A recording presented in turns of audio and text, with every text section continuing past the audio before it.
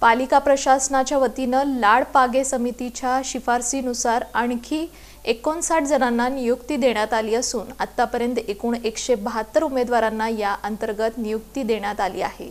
शासन आदेशानुसार सोलापूर महापालिका प्रशासनाच्या वतीनं दिनांक 15 ऑगस्टपासून लाडपागे समितीच्या शिफारशींनुसार उमेदवारांना नियुक्ती देण्यात येत असून पहिल्या टप्प्यात 79, दुसऱ्या टप्प्यात 34 तर आता तिसऱ्या टप्प्यात आणखी 59 जणांना नियुक्ती देण्यात आली आहे।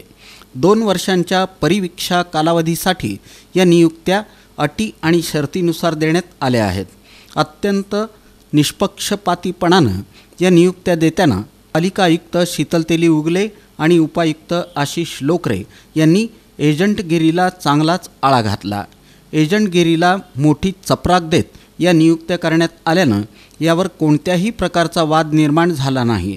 अत्यंत योग्य पद्धतीनं आणि नियमानुसार या नियुक्त्या करताना आयुक्त तसंच उपायुक्तांनी संबंधित उमेदवारांना योग्य तो न्याय दिल्यानं या संदर्भात उमेदवारांमधून समाधान व्यक्त केलं जात आहे। दरम्यान 15 सप्टेंबरपर्यंत सर्व उमेदवारांच्या नियुक्त्या होतील असं पालिका उपायुक्त आशिष लोकरे यांनी सांगितलं असून त्यानुसार या नियुक्त्या वेळेवर करण्याच्या दृष्टीनं योग्य त्या नियोजनावर विशेष भर दिला जात आहे।